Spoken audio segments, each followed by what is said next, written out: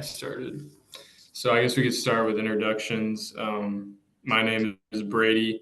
I'm a sophomore accounting major, and I am from Montgomery, Texas.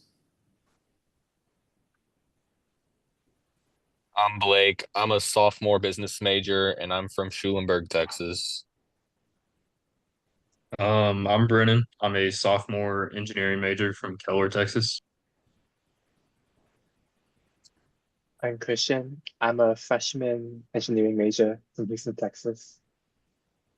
I'm Natalie. I am also from Montgomery, so hello.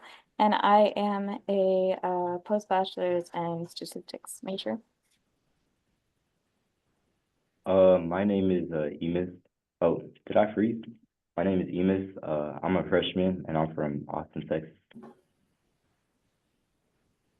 All right. So the first question on the thing was, is climate change addressable?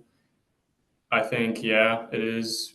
We've already seen different ways that people have gone about addressing it. Like people like individually like using less energy, or like on a national level, like countries putting like laws in place about energy use and stuff like that. So it's definitely addressable. It's just if we can get like everyone to address it, because it's just one country addressing it isn't going to fix the issue. We need worldwide. You know, we need everyone to do it. I think it kind of depends on what you mean by addressable. Um, because I don't think we can go all the way back. Like, that's never happening. But there's definitely like steps that we can take to lower the amount of change that we're seeing and possibly revert a little bit. Yeah, I mean, you can definitely address it, but it starts with like, yeah, the complete global cooperation, and you really have to start almost immediately for any progress to get started. But I mean, as science evolves, I mean, we always have advancements that are going to help with climate change. But the problem with that is your political and economic barriers, because of course, doing something that's good for the environment is going to come with something that might hurt the economy. So it just kind of it's a back and forth play with that. But for us to start now, it really starts with just raising public awareness and making sure everyone understands the issue to an extent and learns that they need to make a change in their life to help us. Yeah, you're right. Yeah, a couple things that I was thinking about with this particular topic, especially were like my sort of center focus, I guess, and what I'm probably going to end up using for the essay is going to be probably emissions. So talking a little bit about like oil, natural gas, fossil fuels, that stuff, but also talking about like nuclear and their emissions and which countries have adopted nuclear and which countries, and the sort of I guess the sort of things that would preclude the US from adopting it. Like honestly, I think after stuff like Three Mile Island, the US is pretty much like out on nuclear. They're probably just gonna look at that and just be like, okay, yeah, we're not gonna do this. But in some cases, it has actually worked and people are actually implementing it. And I just think that there's a good conversation to be had around that, especially when you're talking about the atmosphere and climate change, because I think that, you can see the reduction of emissions from just transitioning, especially in the US, mostly from coal to natural gas. I think that China and India are currently like the two biggest users of coal still. US now uses oil and natural gas, which still pollute a lot, but there are countries that are slowly going towards nuclear, like France. And that's been good for them. Obviously there's a lot of hesitancy around that just because, nuclear radiation has such a huge risk factor associated with like radiation poisoning, but it's a small risk, but it's a big consequence if something does go wrong, which I think deters a lot of people. But I think that, a big part of the conversation is, about the way that we're currently going and, you know, if the best time to start looking at alternatives isn't now, then, when is it kind of thing. And I just thought that was especially relevant for like the atmosphere and the you know, the atmosphere centered portion of this. And, you know, it has a little bit more to do with that than like the stuff that we've talked about in the past, like the ocean and all that other stuff. I agree. I just wanted to throw this in. I wanted to make sure I've been recording so far, but can someone else also start recording to their cloud just so we can have a backup just in case? I started recording earlier, but I just want to be safe. Yeah. Yeah. How do I do that? If Or- you're on laptop, you would just there's either like a Oh, I record see. button I or got it. yeah. Okay. I've been recording. I just want to be Um, safe. So apparently it says that we can't record while you're recording. Okay, that's fine. I'm recording, so it's I'm fine. sure it'll be fine and we can all back each other up and, you know, Okay. worst case scenario, if we need to repeat it on Thursday or whatever. All right. So the next question was about national and international politics and are they Well, broken do you on want to this let the other issue? two answer first? Oh, yeah, that's my fault. I'm sorry. I would say that climate change is addressable. Like we've seen in technology and policy that we can do things to like kind of lower the amount of climate change that we have. Like, for example, the EPA, they pass a lot of like regulation in order to like we can still achieve the same things, but we just do it using less energy. And you know, same with like technology. We've addressed it before with like catalytic converters, for example, like severely reduced pollution. And also like in the slides, it was talking about how the form of like pollution kind of changes. So for example, like Britain moved to like unleaded gas, I think, unleaded petrol. So there was significantly less lead in the environment. So, you know, it's like things like that, policy and technology that make it easily addressable. Not easily, but you know, the possibility for it to be addressed is there because of those two things. Yeah, I agree that climate change is addressable. I think it's mainly addressed through like mitigation policies going on. I think the issue is more like the effect that it's being addressed right now. Like it's not being addressed to the extent that we need it to be.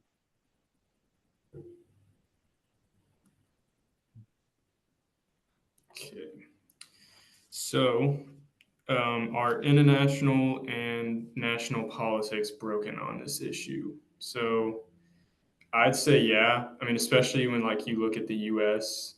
Within the U.S., people have different opinions on it alone. So like people either concerned about it, concerned about the future, or there's people that don't see it as an issue. They don't think human activities cause it. They think that it's just natural.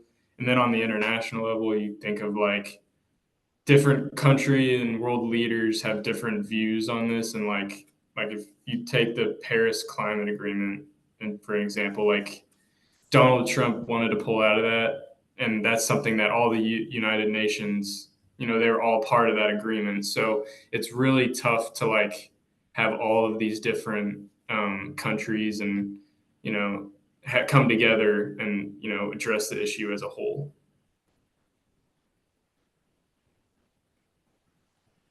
Yeah, I'll agree with you. It's definitely broken, and I think the biggest reason is it's really hard to balance economic success and like development and at the same time reduce like gas emissions or because like it's expensive to move to more renewable sources of energy.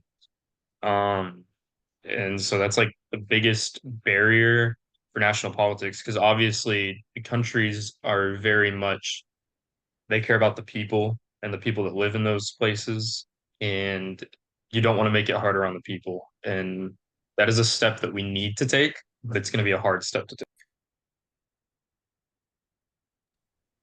Yeah, I definitely say even in international politics, economics and the economy and money is definitely a really important part of the change because a lot of people aren't focused on that aren't focused on the long term goal. They're focused on that short term environmental, economic interest because I mean a lot of people cannot they financially can't like they can't think about how the environment's going to end up because they're struggling so much with their financials.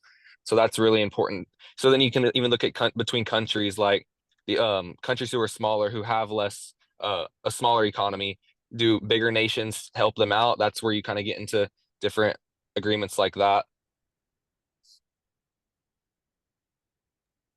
No, Yeah. you're right. And I think that there's also a question of like countries doing things, you know, how they've always done them and not necessarily wanting to readjust their whole economy, especially around that kind of thing. Like I think that's, you know, it's really easy on these essays, especially when they say like, oh, talk from, you know, a lot of different points. It's really easy to be like, okay, well, you know, emissions in the air, you know, the air that we breathe affects everybody and, you know, it's bad. But there are reasons why, you know, people do argue in favor of using these certain things. And, you know, a lot of the times people will say, oh, it's just to turn a profit. And, you know, all of that. But you have to think about I guess especially in terms of when you're talking about the US and their automobile industry, like I think that the US automobile industry personally is a little bit overblown and they just want you to buy bigger cars and the whole electric vehicle thing, you know, I'm a little iffy on that. I know a lot of people are either very for it or very against it. I think that it's good, but I just think that the way that cars have been built in the US, the trend towards SUVs especially is something where,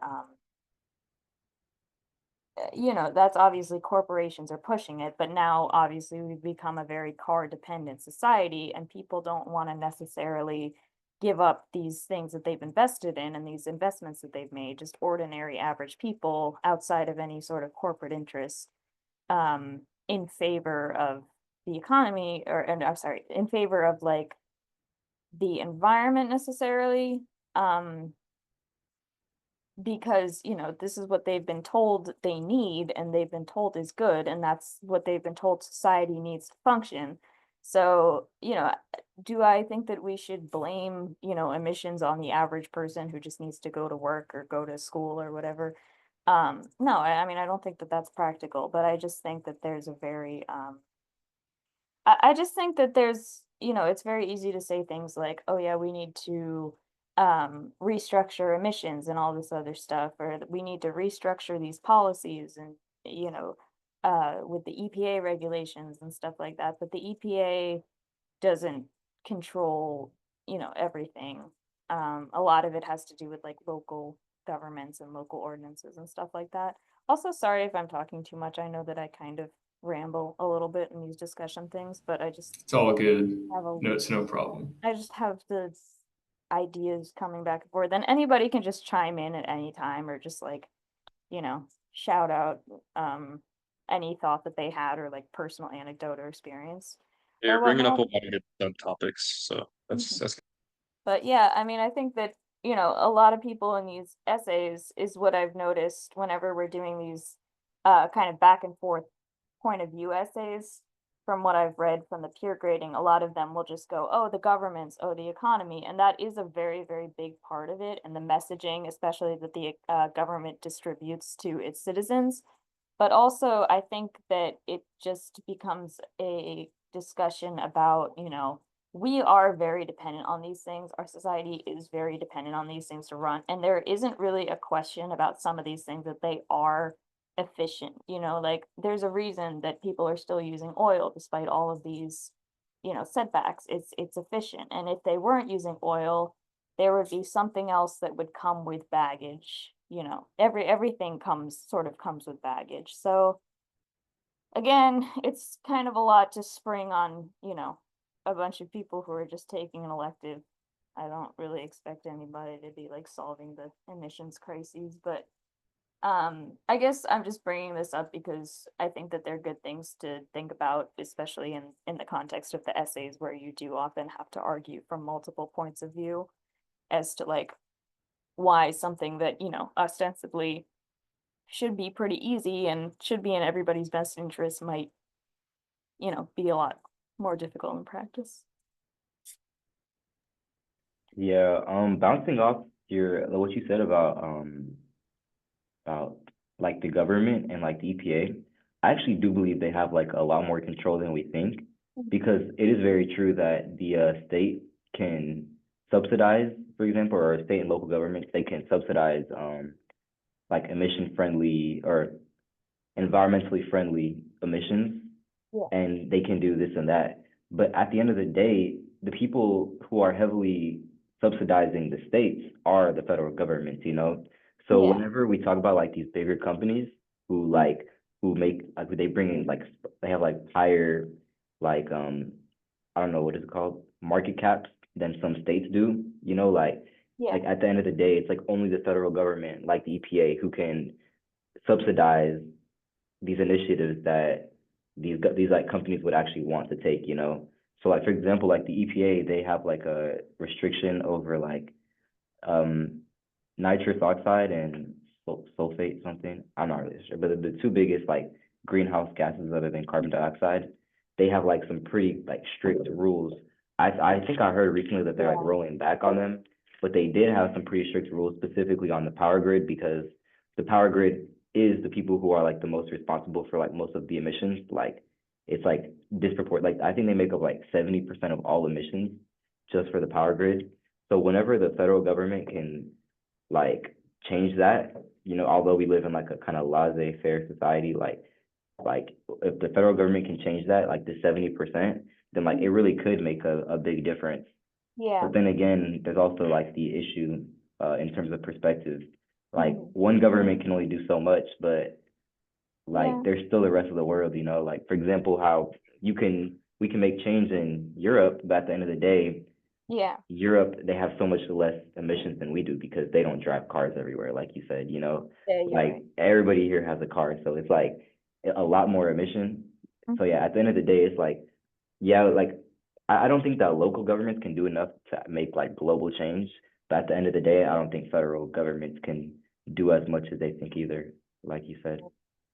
I just think that it's also in some of these cases just a question of because I do think that you're right. Like you bring up a lot of good points. You bring up a lot of the positive stuff that the EPA does and the government does. But I think that there are within those, very good intentions and at times, very beneficial policies. I think that there is mixed in a little bit of just over regulation in some areas or making people pay. This is just a case that I know about.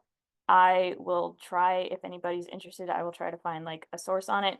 But there was something a couple years ago about heating in northern homes with coal, and something about how these houses were built with coal or coal heating in mind. And then, people switched to natural gas, but the EPA wanted people to remove the coal, stuff that was built into their houses, but they wanted the people to pay for it. And obviously they didn't want to do that because they were like, oh, we didn't build it into our homes. If you want it removed, you guys should come and remove it and pay for it. But, unfortunately that didn't happen. And I think that that's the kind of like small scale things that, might happen to people where a lot of the disconnect can sort of occur with, starting to become more distrustful of the government or starting to believe that there are over regulations and maybe associating some of those better regulations with some of those a little bit more arbitrary or, less, a little bit more, I guess, in some respects unfair, in some respects, just I don't know, nitpicky, I guess, for lack of a better term, regulations, but they start to, coalesce everything together and just see the EPA as this entity that either does, a lot of bad or just a lot of good. And I don't think that any government agency should really be seen as anything that's does a lot of bad or a lot of good in some cases. Um, I mean, it depends on, I guess, how much you are aware of EPA regulations and stuff. Again, I'm sure that they do a lot of good, and I'm sure that they, get a lot of people, on track with reducing their emissions. Again, it's less about the individual person, more about, you know, companies, some individuals, i.e., you know, private jets, other such fanfare. But I think it, you know, it is a little bit more geared towards the company. And then when they do go after individuals, like in the case of those homeowners, people get a little bit like, oh, the EPA, you know, regulations are bad when they shouldn't necessarily be saying that. But in that context, yes, probably not the right way to go about it. But in the grand scheme of things, you know, they do a lot of good for the country. But also, I don't know. I mean, I think it's just hard for people to have nuanced sort of takes these days, which is unfortunate.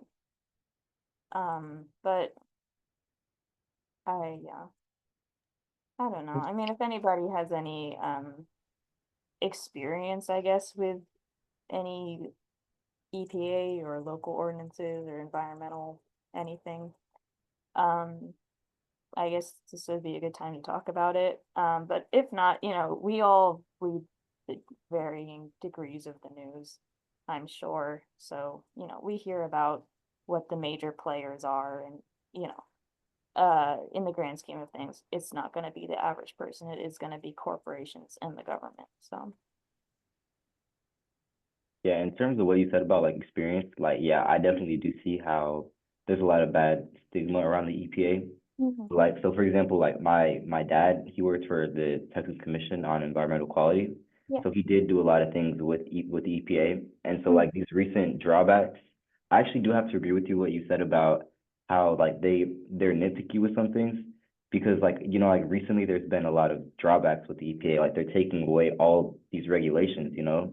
And like it kind of shows how like at least like the way my dad sees it, like seeing the change from like I guess the previous administration to the current one, because he's been working with them since the Obama administration. So like it is kind of crazy to see how like this government entity that's supposed to be like for the greater good of emissions, like how it will change so drastically with each administration, you know what I'm Yeah. saying? So yeah, like in that way, like I do have to say that there are some things that they do that can easily make them look like the bad guy in situations.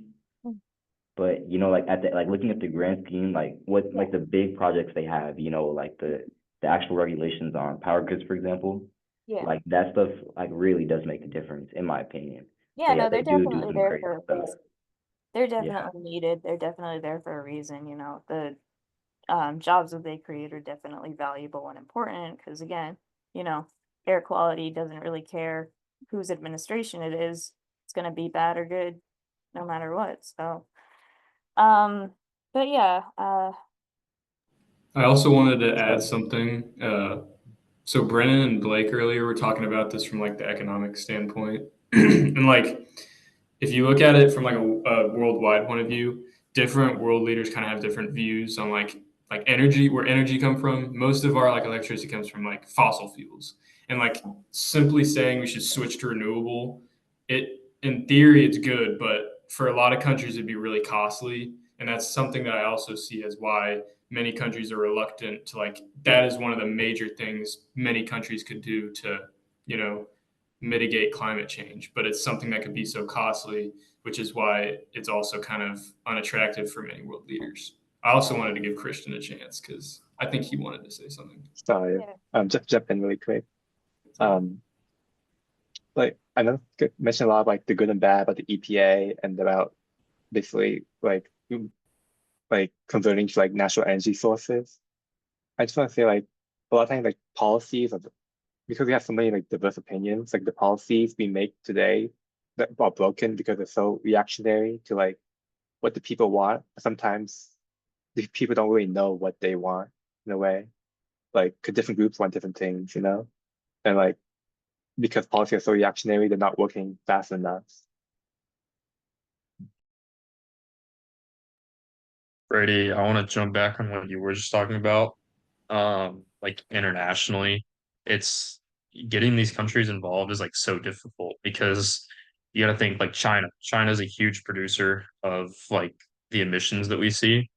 And like there is no way that we could possibly get them like on board with like our policies unless we like give them more things politically.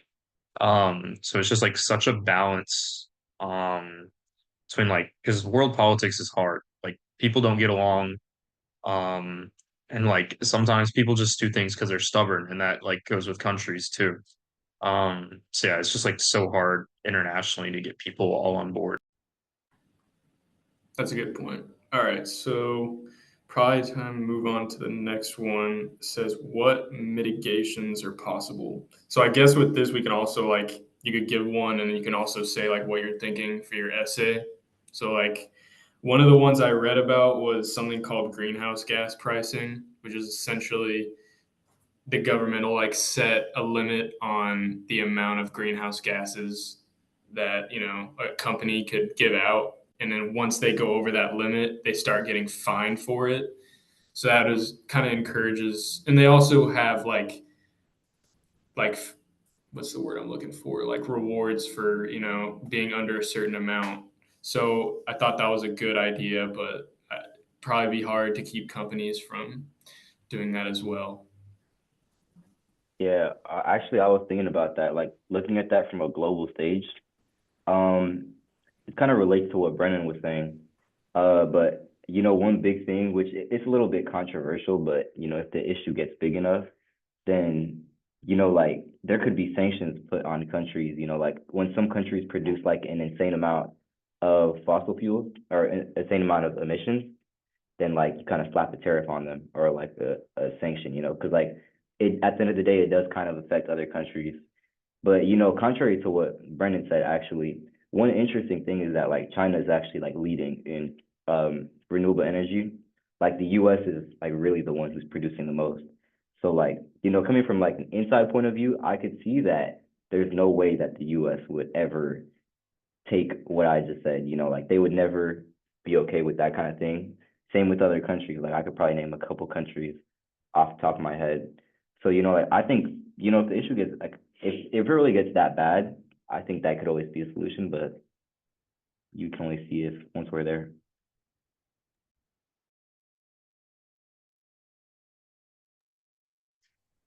Yeah, I would say Uh, you can even start. Oh, I'd you say can you can go. even go like with like different types of like carbon pricing, and like with huge corporations that are emitting a lot of carbon into the um atmosphere. You can start putting taxes on some of those emissions. I don't know necessarily how you would scale that. Maybe one of y'all would know, but yeah, something like that, or even like deforestation is such a big deal, especially in the Amazon. Something with like bringing back more trees for to get rid of some of the carbon dioxide. And I I did believe. just look up the top like global emitters, and China's number one, we are number two, and then India is number three. But I think we contribute to like some insane amount of 42.6% of like total emissions, like just the three countries named. So just like throwing that out there.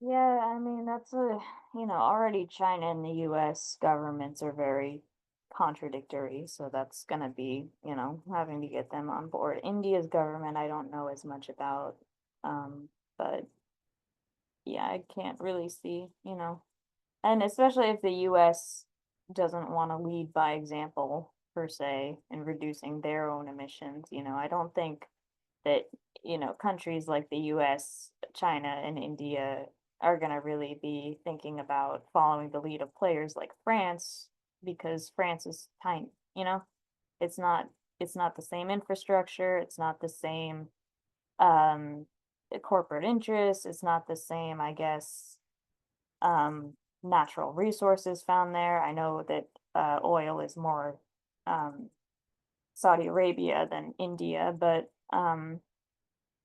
it's gonna be a lot of different economic interests and a lot of different um infrastructure. So they're not really comparable. So I guess it's up to, I guess, either China, India, or the US to lead by example. But I don't think that any of them are particularly going to do that. And I think that most of them are probably going to be like, well, coming up with reasons why they can't, rather than doing something about it, just because that seems to be the nature of some of today's governments, not to be cynical or anything, but just yeah, I mean, I don't really want to be cynical about it, but on a individual standpoint, there's really not much you can do. I mean, even people in the government have their hands tied to a degree. Like, just because you're in the EPA doesn't mean, that what you're proposing or suggesting is going to get passed, or people are going to, that the local representatives and even state representatives are going to do anything about it. Yeah, I don't know. I mean, if anybody has any thoughts on, I think what you said about the Amazon was interesting about the planting more trees, but all these solutions, they just seem like it, I don't know. For some reason, I don't like planting more trees just seems like a very cursory way to handle a problem like that. So,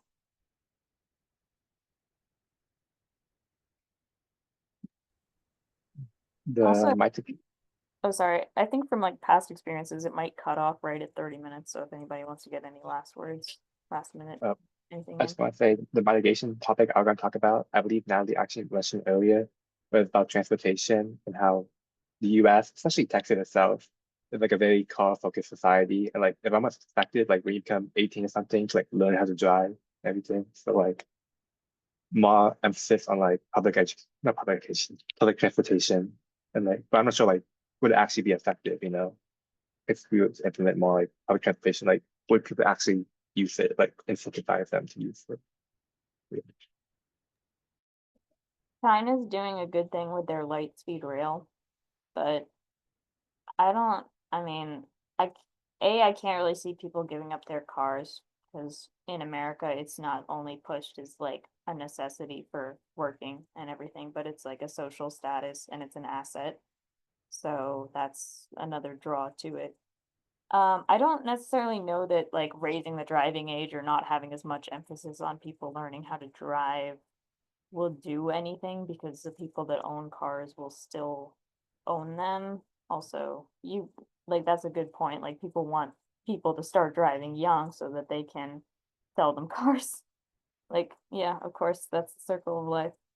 Um, but yeah, no, I mean, that was a good point that I didn't think about as much. I don't know that people will use public transport if it's offered more, honestly. I think the issue with public transport is that the United States is so large.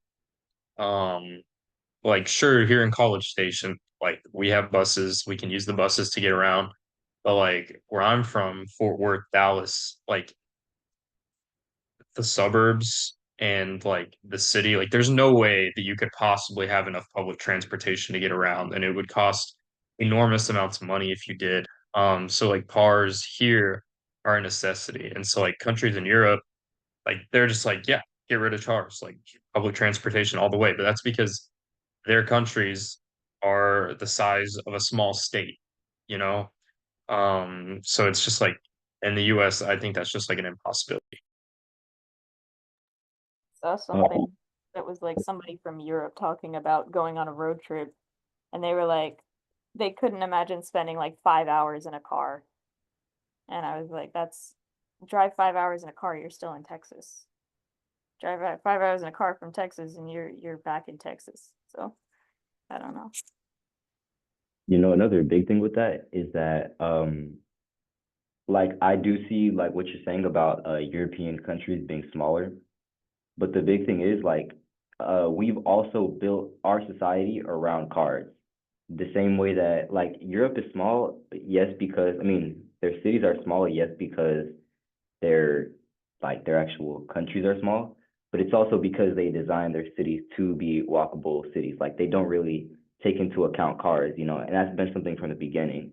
But you look at the US, for example, we've had highways before cars, like it was really just military transport at first. And so like we always had this infrastructure that promoted the distance between our like everything basically, like it could have definitely been different. And I think the big thing is that like it already happened, but like we can still do something to like not promote this continued behavior where we just build cities in the middle of nowhere and, you know, like have this 15-minute suburb concept where everything that you want is 15 minutes away, you know, like the supermarkets, the schools, you know, like it shouldn't be normal, you know, it's just kind of like people take these cars into account and then they build the cities, you know, they don't build the cities and then try to factor cars into it, which is how it should be. It should be city first. So we're over the limit now. So unless y'all want to, if y'all want to keep going, that's fine. But Oh, I was just gonna say one quick last little fun fact. I'm sorry about all the fun that's facts. fine. But yeah, the same car companies that market giant SUVs to Americans market small little smart cars to Europeans. So it's all marketing. Like it's all based on marketing. It's all like it's very highly dependent on that, like what you said. Like that's just another thing of countries not being on the same page because of, you know, they're getting the message that, oh, these cars, and then the US is getting the message from the same company that they need to be buying like these huge SUVs and these huge cars that, you know, so it's all very difficult for countries to get on the same page in that regard too. That was the last thing that I had. All right. Well, I'll upload it and then I'll send y'all it just to make sure it works. So, Thank you so much for recording. I appreciate yep, it. of course. Yeah.